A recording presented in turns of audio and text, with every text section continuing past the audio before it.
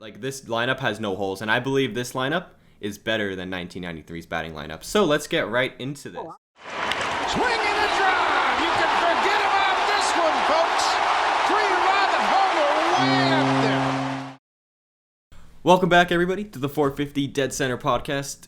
I'm here. I'm Chris, along with Daniel. Hello. And we're talking about the 2021 batting lineup for the Toronto Blue Jays. And we're making this video now because recently... Our favorite team. Yeah, it's our favorite team. And also, Shapiro pretty much hinted that they've done all the heavy lifting in terms of the batting lineup. So I feel like this, what we have on paper right now, will be the batting lineup for the Jays. So if you guys agree or disagree, let us know down in the comments. Also hit that subscribe button because, why not? And hit a comment and like and share with your friends if you like Blue Jays like us, because I think we're the biggest Blue Jays fans in the world.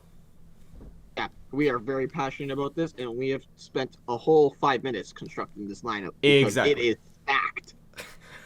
From 1 to 9, I can say 1 to 9 is good. It's good. We haven't said that about a Jays team in forever. Even that 2015, 2016, our lineup was good, but we weren't stacked like this. Exactly. I think the last time you could say that about the Jays team was in 1993. Yeah, no, I agree. 1993, probably. This lineup has no holes, and I believe this lineup is better than 1993's batting lineup. So let's get right into this. Oh, that's a hot take right there. I mean, if you take a look, they had at least a hole in their lineup. We really don't unless somebody gets injured. True. Their catcher was Borders. Who was the catcher? At Borders. Oh, okay, he was pretty good. So. He was good in the playoffs, so it's it kind of plays out. All right. So in leadoff, and I guess he's playing third base now, we have Cavan Biggio. I know a lot of you guys want Springer to be leadoff, and I agree that could happen, but I think we try Springer in the third spot. So Biggio at leadoff, I think with his near 400 on base percentage is going to be absolutely insane. So that's why I have him in leadoff. And I think just a comment off that, I think if Biggio's not batting 1, he's going to bat 9. Yeah, and he's going to be another placeholder, and Springer will be 1. It's one of those two positions for Biggio, and expect him to have another 400 average. Jesus. We have him at, 400 on base. My bad. I'll take a 400 average though. Probably a 280 average, I would say, for Biggio. Yeah, I would say maybe. 280. I think 300 is his ceiling. But yeah, no, I agree, and I think he might actually have a career high average now because he has Springer behind him and Bichette behind him. Exactly. And speaking of, just to transition, we have Bichette number 2 in the batting lineup playing shortstop. And I don't see that changing. I think Bichette is the perfect number 2 hitter for this team because he can get on base. He hits absolute bombs. He has an average hovering around 300, and he can steal bases. Same as Cavan, he can steal bases too and get in scoring position for the number 3 hitter, which is Springer. Bo is, before we go on Springer, Bo is an absolute stud. He's going to be an all-star eventually, and he is arguably the face of this franchise right now. Yeah, we all thought it was going to be Vladdy, but Bo Bichette just decided to be the best player out of the 3 right now, for sure. I can agree with that. He hasn't played as much games. Yeah, exactly. He's got to stay healthy. Yep. And in number 3, we have George Springer playing center field, and I think this is perfect for George Springer to absolutely go for that MVP race. Because when he was a leadoff hitter, his RBI numbers, they were good. Don't get me wrong, they were still around 100, but since he's leadoff, there's nobody on in front of him pretty much, and he has number 9 and 8 in front of him, so they don't get on base. So if he can have Biggio with Mr. 400 on base percentage and then Mr. 300 batting average Bo Bichette on base in front of him, and then Springer hits an absolute bomb, hits 39 of them or something, that's insane. That's going to be a lot of RBIs. I think 39 bombs is a little pushing it. He's definitely going to hit 30 bombs. 30 plus? That's still good enough. That's fine. Exactly. Yeah. Plus, Springer is finally a true center fielder for the Jays who can hit both offensively and play defensive well. Yeah, he perfectly fills in the need. And Mark Shapiro or Atkins, I don't know which one of the two, they said that he was the number 1 target going into the offseason, and we made the splash. Yeah, and then us signing Springer allows for this next move to happen that we're going to have, who's going to bat 4, coming off a breakout year, Teoscar Hernandez, and we can finally put him at DH. He could obviously he could play right field if Grichuk's not playing and stuff, but he could play right field, but he makes a lot of errors. in the outfield. He did improve throughout the year. Let's be fair. I will give him that. He was much better than 2019 and 2018 Teoscar Hernandez, but still, he's nowhere near. Mainly, if he can focus on hitting and he could put up another season like he did, Exactly. that's going to be a scary lineup. If I think, well, Teoscar was on pace for like 50 home runs before his injury, so I mean that's in a 162, like that's insane. And he could be a 4-hitter hitting 280 with 50 bombs. Like, look out, MLB, just watch out. Yeah. I don't know. Teoscar could put up some MVP type numbers if he can do it again, for sure, especially with these RBIs ahead of him. Yes. Also, Daniel, speaking of MVP type numbers, in the 5 spot we have first baseman Thin Vladimir Guerrero Jr. Yes, Thin Vladdy is going to break out. He's been working with Dante Bichette, who is honestly such a good role model for him. Mm-hmm. He is going to hit power. He's dropped 40 pounds since the end of the season. I mean, that was like 2 like weeks that. ago when they announced that, so it could be even more. He is grinding on on his Instagram. If you look at him, he's grinding like crazy. And he's hitting in this like... I Oh, go ahead. I was gonna say I expect him to have a breakout season. If not, he's gonna hit at least 250 with 30 Good. homers. Yeah, and if that is your number 5 guy, look out. And also, he could easily go up to the number 4 spot if he's hitting 320, like a lot of people, he was projected to when he was supposed to come up. If he can do This that, is our opening day prediction by everyone. Yes. Just to clear everything up. This is our opening day prediction. exactly. And who knows if Vladdy in spring training just decides to be Nolan Arenado defense or something, Thin Vladdy, he can play third base. We can move Biggio to wherever. Honestly, he can play any position. Maybe not catcher. Ooh, Biggio to first, if anything. I mean, yeah, you might as well, whatever. But then, yeah, so Vladdy, he's our number 5 spot. I think it's perfect for him. And then there's still more protection behind Vladdy because you have arguably the best hitter on the Jays last year, Lourdes Gurriel Jr. hitting 6th. Can you believe that? I think Lourdes, also, he's defensively solid in left field, Oh, yeah. right? Gold glove he's defense. disgusting in left field. And if he's not going to bat 6, I have a feeling he bats 4. Yeah. Oscar struggling. Honestly. Right? Or move him up to So- 5th. Or you can even move him to 3rd, move Springer, Biggio 9. Who knows? Yeah, he can play. And there is so much versatility with this Jays team, and it's so exciting. I know. That's going to be the best part. And Charlie Montoya loves versatility. He'll marry he's gonna versatility if he love has it. to. He's gonna love it. Yeah, Gurriel last year, he was good. He was elite last year. He could have gotten MVP votes. I know he didn't, because he started off pretty slow in the year. But at the end of the year, he was insane. He was a monster. He got overshined by Teoscar. Yeah, he did. And he just got overshined by Yeah. him. I mean, he was the Blue Jays batting average leader last year. I think he didn't have as many home runs because he started off slow in the year. But to start off slow and end up hitting over 300, I think that's a great accomplishment for him. No, and I'm going to predict here. I'm going to say 280 average for him, maybe. Okay. I think the power numbers are going to go up. I think you're going to see 20 homers roughly. Yeah, and I think if Gurriel can start the year off well, because he ended off in the playoffs last year. I think he had 4 or 5 hits in the postseason in 2 games, which was really good once again. So I think if Gurriel can just start he's off. one of the players that if he gets hot, he's going to stay hot for a long time. If he gets cold, it's going to take him a while to get going. Yeah, So that happened last year too in 2019 because he started off the season really bad in 2019. We sent him down to the minors. He came back up, hit 350. So Gurriel, I think he just needs a little boost.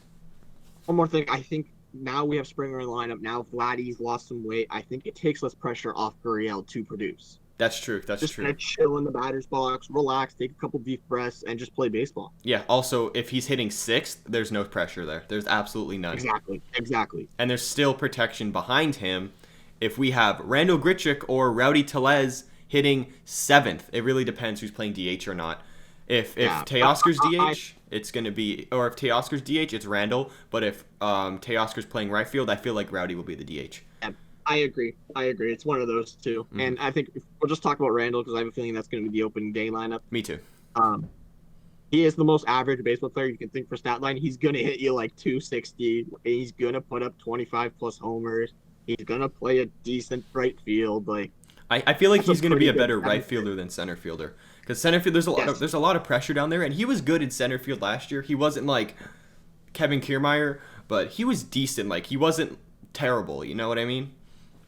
I think now Springer in center lets Randall kind of not worry too much about balls in the gap, right? Like, obviously, you're going to run hard and going to play that, but now you have Springer up there who can get to those. the third best center fielder in the league, right? Like, Yeah, pretty much. he's Yeah. just going to boost Randall. And then this also helps the Jays with their number one priority, which was in the offseason, which was run prevention. And if we can have Springer in center, Grichuk in right, Gurriel in left, that's a lot of run prevention in that outfield. Like, you can stop a lot of runs there. Gurriel is, I have no idea what their defensive wars are. I'm just going to go off the eye test. Gurriel was Gold Glove nominated last year. That says enough about him. Yep. Springer is, I would say, average to elite defense. Yeah, I'd say he's a little bit above average defensively for center fielder, but I'll take that. It's better than what Grichuk was in center field. And I feel like Grichuk will be above average in right. Above average right field for sure. Exactly. But he has a hose of an arm. Mm-hmm. And for number 8, some people might find this controversial, but we're going to put the quotation marks the worst hitter or hitters in 8th. And these are going to be our catchers. It's either going to be Danny Jansen or Alejandro Kirk, my hero.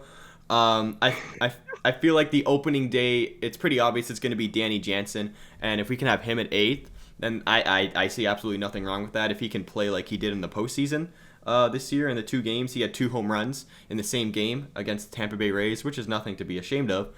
I think Danny Jansen, he could have a breakout year this year. Short and sweet with Danny Jansen. He's always been good defensively. Just needs to get the hitting better. Yeah, he hit like he was 180 last year or something like that. Yeah, that's brutal. But he did have that one grand slam against the Yankees. Yes, his slugging is always very high because when he hits, it's gonna go. Yes. If he can get his average to 230 and play Gold Glove defense, I would take that any day of the week. Yeah, and I do think Alejandro Kirk's probably going to start the year in AAA. A lot of people think he's going to start up in the MLB, but once again, he's besides 2020 and his limited appearance, I think he's had like 15 at bats. He hasn't played above A ball, so isn't he 20 years old or something like that? Yeah, I mean he's pretty young too. So I think Kirk will start. Yeah, I mean we all love him. Kirk, you are my hero, but all of Canada loves him, to be honest.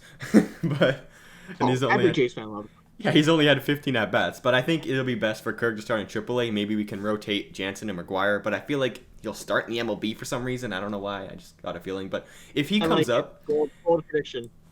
If Kirk comes up and hits like 340 like he did this year in the 15 at bats, then Danny Jansen, goodbye. We can get traded.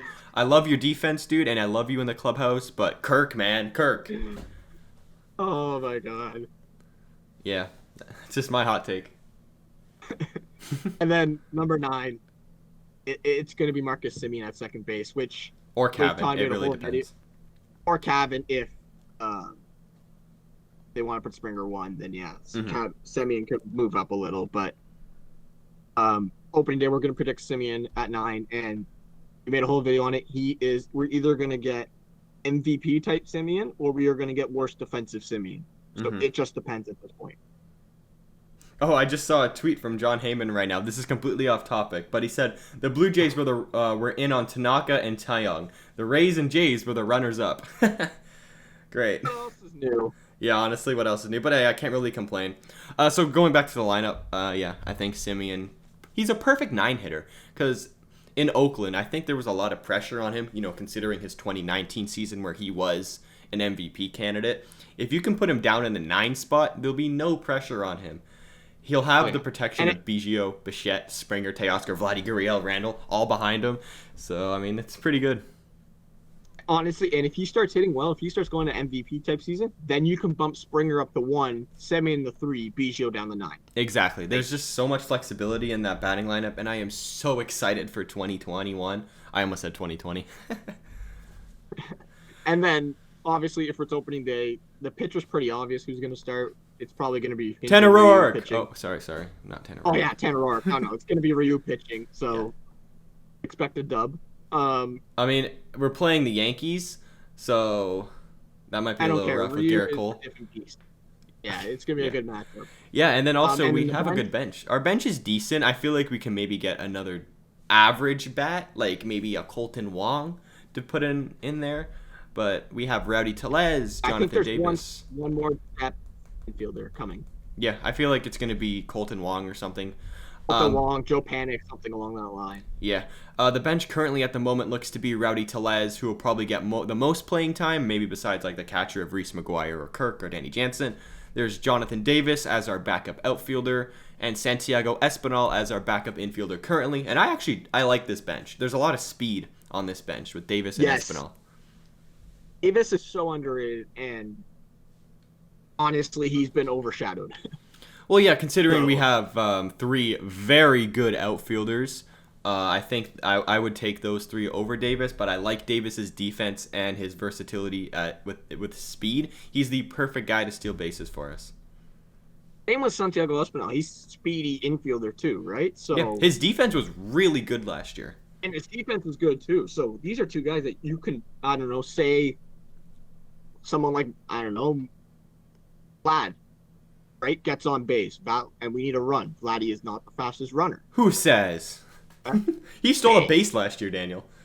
Okay, he stole a base, but It was he's against the Jonathan Yankees. Davis, Santiago Espinal. You can Yeah. put them in, let him steal a base, maybe second, get an RBI from someone off a single, and then throw in Tellez to play first base. Yeah, I see absolutely nothing wrong with that. I think that's a very, very good. And also, there's quite a few prospects who have 2021 estimated Yes, notable promotion times. prospects. Jordan Groshans are probably, I would say he's our best prospect, but he's like what, What's his third or favorite fourth. prospect? He's my favorite prospect because Nate Pearson's still considered a prospect, but he's already going to be in the MLB. So I think not Nate Pearson. Oh my goodness. So Jordan Groshans and Austin Martin, they have ETAs of 2021, and they can make a huge impact on this team. Literally, we were just talking about Davis and Espinal, but imagine Austin Martin and Groshans in there with Tellez, Kirk Jansen. Like, what? That's insane. Yeah, I agree with you. It's honestly, it's exciting to be a Jays fan, and everyone who's a Jays fan should be excited for this. Oh, 100%. I can't wait. And I hope that we have a full 162 games and a full minor league season just to see what our prospects can do, because we have a lot of guys down there. Like, we have a ton. And if they perform, they could be amazing trade bait, or they can be amazing for our roster right now. You nailed it on the head. It's literally just we need a full season, and everything should be okay for us. Yeah, I agree. So I think that's our prediction, or whatever the lineup's going to be in 2021. If you guys have any ideas, let us know that are Jays related, or any other team that you guys want to see. We're starting to run out of stuff, but yeah, let us know. Yeah. We could even start doing our if you want us to do our like actual season predictions, let us know down below, because we would love to do that, like predicting the awards and stuff. I think that would be really cool. Like Rookie of the Year, MVP, it's probably I don't care. I say we just do it no matter what. I mean, like either way, it's gonna be Mike Trout. So yeah, so hope you all enjoyed this video. Hit the subscribe button, drop a like, recommend us to a couple people, share with a couple videos, Yep. We'll see and you. we'll see you guys all next time. Goodbye.